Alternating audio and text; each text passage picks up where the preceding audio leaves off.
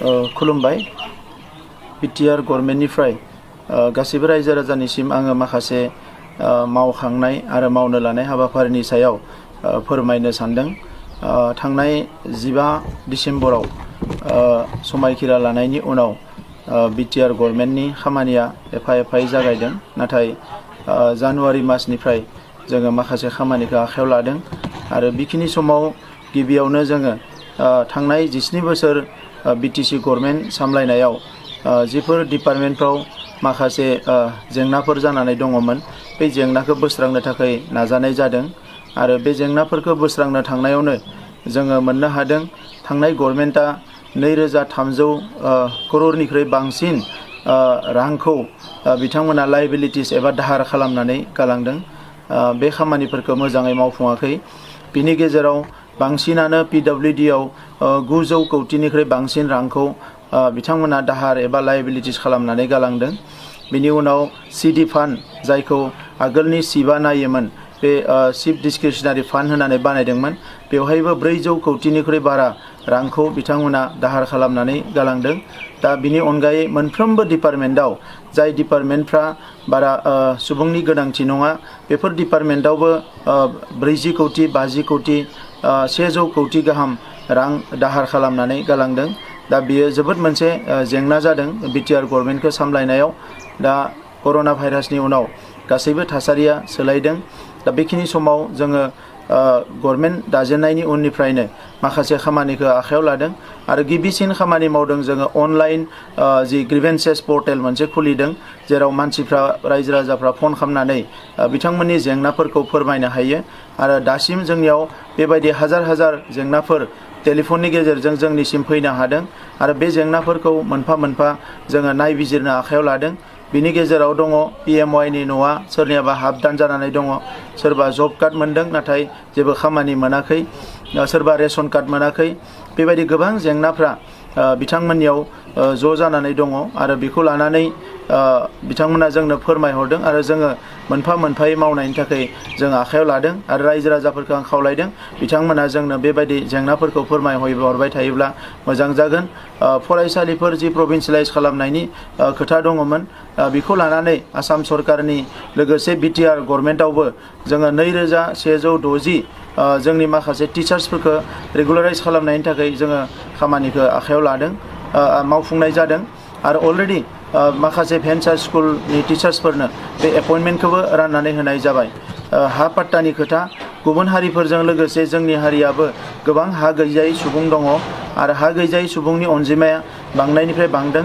जायफोर न'खरफ्रा दिनै हा गैजायैनि थाखाय गभर्नमेन्टनि खुनु फेसिलिटि मोना आरो बिथांमोनखौ जोङो नैबे समावनो एफा हा होनानै जोङो बिथांमोनखौ जुदि मोजाङै थांना थानायनि राहाखौ खालामनानै होनो हायाब्ला बिथांमोना इयुना जोबोद खोमसि जागोन। दा बेनिखायनो थांनाय मासाव जोङो 5744 न'खरनो जोङो हानि पाट्टा होदों। बिनि गेजेराव जोंनि माहारिनि सुबुङानो बांसिन आरो नैबे बोहैथि मासावबो जोङो 11,000सोखौ होनो नाजादों आरो बिनि अनगायै जोङो दायो गभर्नमेन्टनिफ्राय फरेस्ट ओनसोलाव जिखिना रायजो जानाय थांनाय गोबाव सम हा पाट्टा मोनाखै, हानि कुनु लेखा मोनाखै, बिथांमोनखौ जोङो स्क्रुटिनि खालामदों आरो बिथांमोनखौ फ्रेश फर्मेट मोनसे होनानै बिथांमोनखौ थाबैनो एप्लाइ खालामहोनानै जोङो पार्मानेन्टलि बिथांमोननि हानि जेंनाखौ सलुसन खालामनो थाखाय आखायाव लादों।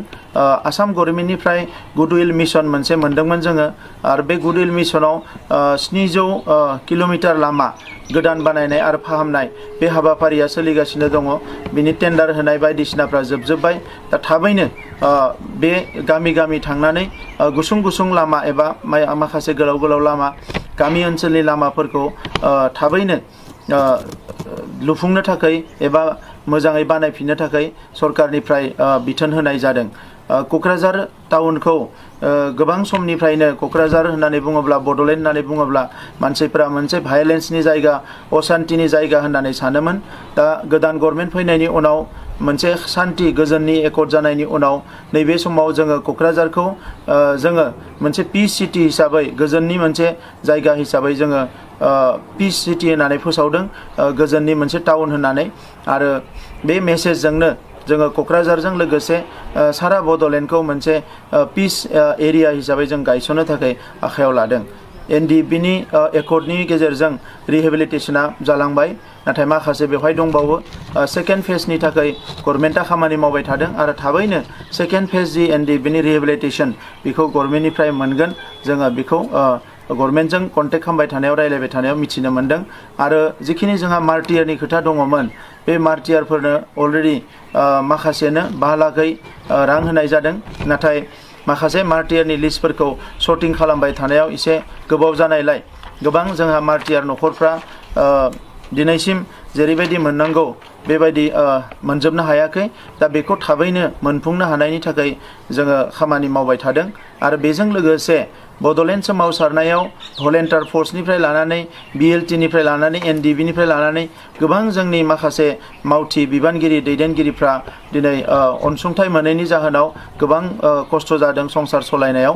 दा बिनिखायनो बिथांमोननि थाखायबो मोजां मोनसे पेकेज एबा मोजां मोनसे लामा बरननो थाखाय जोङो आखायाव लादों आरो बेखौबो गभर्नमेन्टजों रायलायबाय थादों। थाबैनो बेखौ मावफुंनो थाखाय जोङो आखायाव लादों।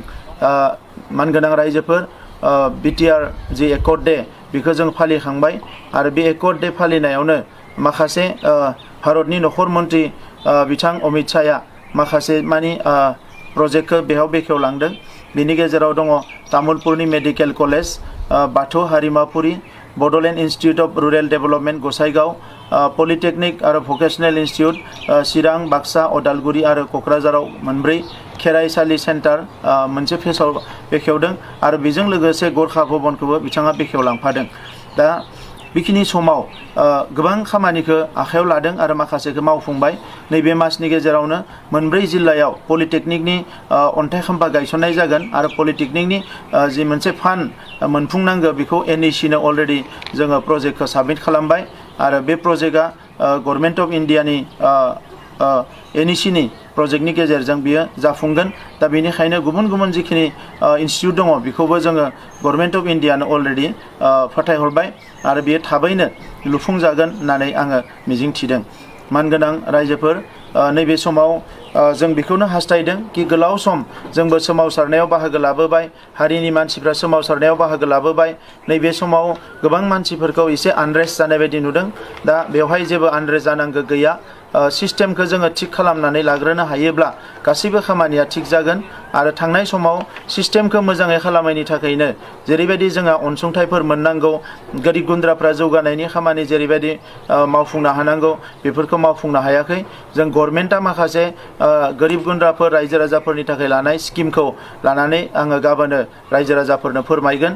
दा दिनै गुबैयै जोङो मेजर एकर्डजों रिलेटेड जिखिनि खामानि बेखौ नोंथांमोननो फोरमायनाय जादों। एनडिएफबिनि केस उइथड्रयेलखौ लानानै गभर्नमेन्टजों फ्रिकुवेन्ट डिसकासन खालामबाय थानाय जादों आरो जोङो थाबैनो बे एनडिएफबिनि केस उइथड्रयेलनि जि बाथ्रा बेखौ लानानै गभर्नमेन्टजों जिरायबावगोन। गंब्रै स्पेसियेल कर्ट गायसननायनि खोथामोन।